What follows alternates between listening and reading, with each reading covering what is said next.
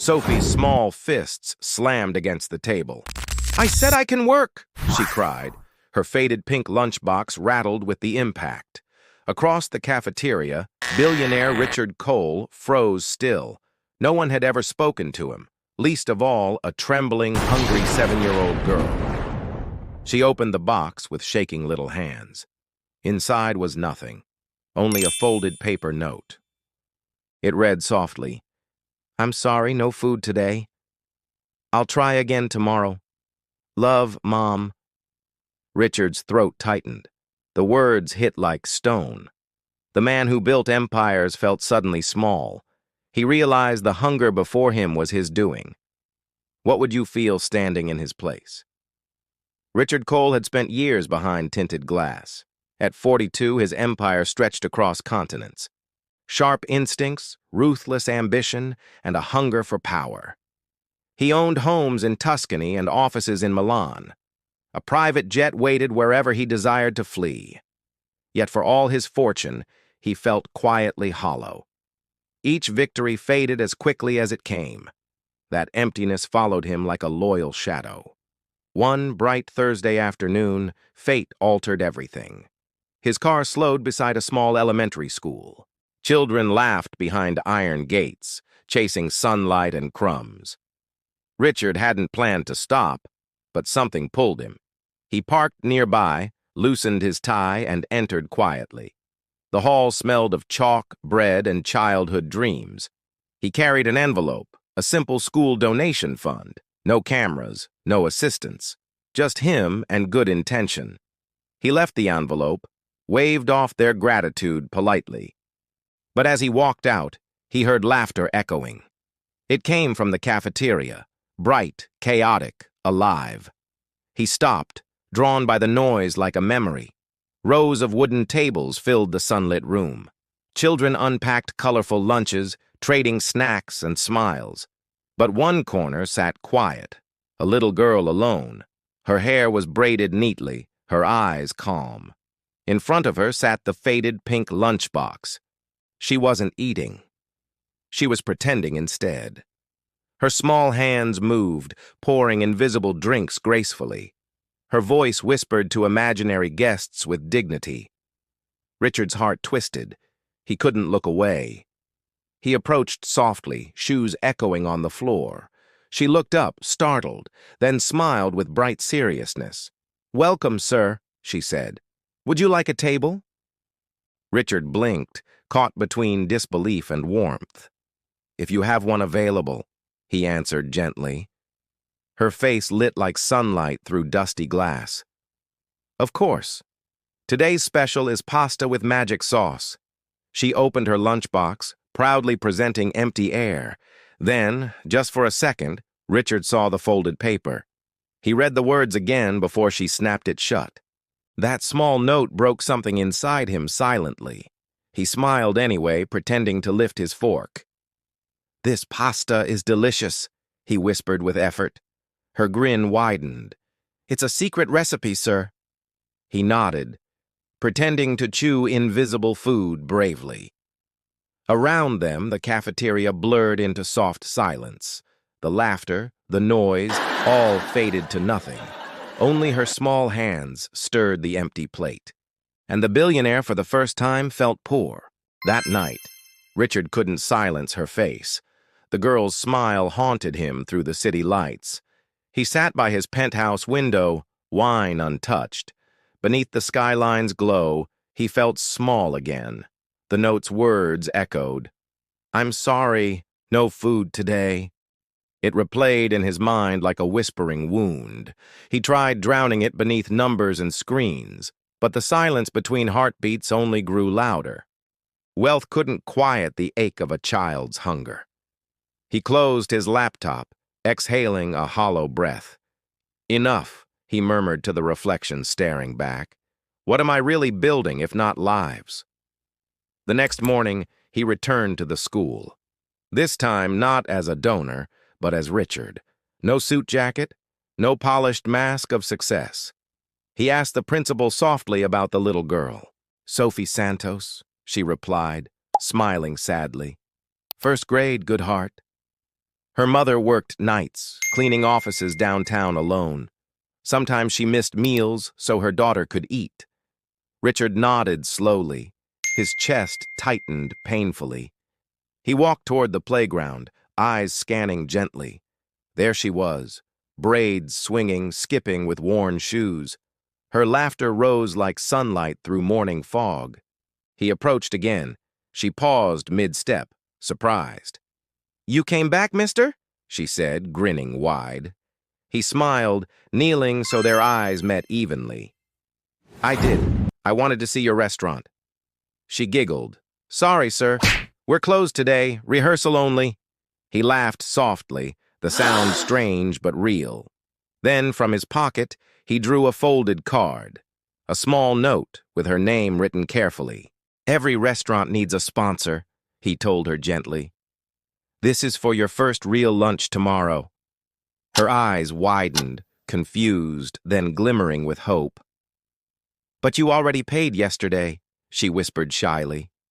He shook his head, smiling through his ache. "This one's for every tomorrow after that." Days passed, but Sophie stayed in his thoughts. Her voice echoed softer than any city noise. He found himself driving past that school again, not for business, just to see her smile. The world around him seemed colder lately. Meetings felt empty, contracts meaningless, applause hollow. He began noticing faces he'd never seen before. A janitor wiping sweat, a vendor counting coins. Each carried quiet stories behind tired, gentle eyes. One evening, he stopped outside the bakery window. Warm light spilled onto rain-speckled Portland streets. Inside, families laughed over bread and steaming cups. He stood outside, realizing he'd never belonged anywhere, not in mansions, not in marble boardrooms, nowhere. A thought struck him sharp and deep, like truth. Maybe success without kindness was just another hunger. He walked inside, bought bread, left it behind. Then he turned toward Burnside Street, east of town. That's where Ethan said Sophie's family lived quietly. The rain thickened. City lights blurred into ribbons. He parked near a cracked building, worn and pale. A single flicker glowed from a top-floor window. He climbed the narrow stairs, heart drumming unevenly. Door number 4B waited, paint chipped, name faded. He knocked gently once, then again, softly twice. A woman's voice answered, weary but kind. "Yes?" The door creaked open. Claire Bennett stood before him. Her eyes were tired, but proud and graceful still.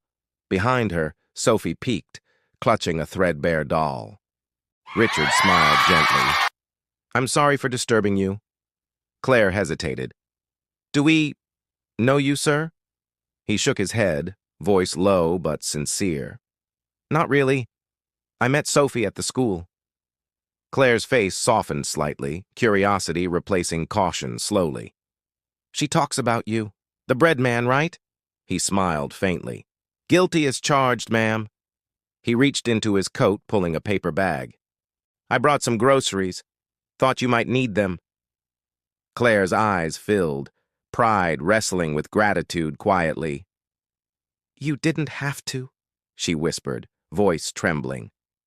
"I know," he said, "but I wanted to." For the first time in years, Richard Miles felt human. Not rich, not powerful, just present, alive, real. The air smelled of hope and baking bread again. The small apartment smelled faintly of lavender soap. A kettle hissed softly on the rusted stove. Sophie guided him toward a wobbly wooden chair. "Mom makes tea even when we have little."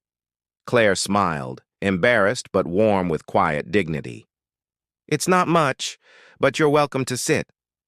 Richard sat, noticing the peeling walls and kind hearts. Every detail spoke of struggle, but not defeat. Grace appeared carrying mismatched cups and 2 cookies. Her hands trembled slightly, yet her smile glowed. "Thank you for the bread that morning, sir." Richard's chest tightened. Her words felt like sunlight. "It wasn't much," he said softly, almost ashamed. Grace shook her head. It was everything that day. Silence fell, filled with something gentle and human. For once, no phone buzzed, no deal awaited. Time moved slower, warmer, filled with meaning again. Claire sat across, her voice calm but tired. I used to bake too before I got sick. Richard leaned forward, curious. You worked at a bakery? She nodded faintly. At Sunrise, years before you came. Fate, it seemed, had already written this meeting.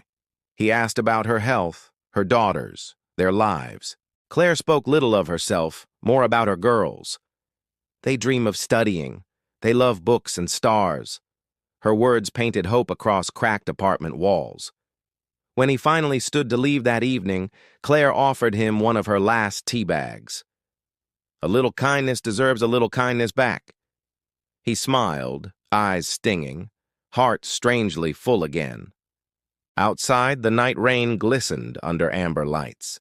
He looked back once more at window 4B. Inside, 3 silhouettes sat around a small lamp. He whispered, "Maybe this is where I begin." That night, Richard didn't drive home right away. He parked near the bridge, rain streaking the glass. The city stretched before him, restless and glittering. He realized his wealth had never bought such peace. The sound of laughter still echoed in his mind. The next morning arrived quiet, silver with drizzle. Richard woke early, restless, heart humming with purpose. He couldn't shake the warmth from last night. The memory of laughter lingered like perfume. At his desk, papers waited in perfect stacks. Contracts, investments, deadlines, all suddenly meaningless noise. He opened his laptop but couldn't focus anymore. His eyes drifted toward the city's east side. He picked up a pen and blank stationery. Words flowed before he could even think clearly. To Hazel, Grace, and your brave mother Claire. Each line carried weight, honesty, and quiet emotion. He wrote of courage, kindness, and unseen strength. He thanked them for reminding him of humanity. He promised to visit soon, with an idea forming, an idea that might rewrite all their lives. Later that day, Ethan entered with a folder. "Sir, you asked for updates about the Bennetts." Richard nodded, setting the letter gently aside. Ethan continued, "Their rent's overdue. Mother's still sick." Richard closed his eyes, jaw tightening with resolve. "Prepare a discreet donation through the foundation today." Ethan blinked. "In their name?" "No," Richard said softly. "In memory of Grace." That night, the city lights shimmered below him. He opened the balcony doors and breathed the rain. For the first time in years, he prayed. Not for success, but for second chances. Somewhere across town, the Bennetts shared dinner happily. Bread, soup, laughter, the small luxuries of the heart.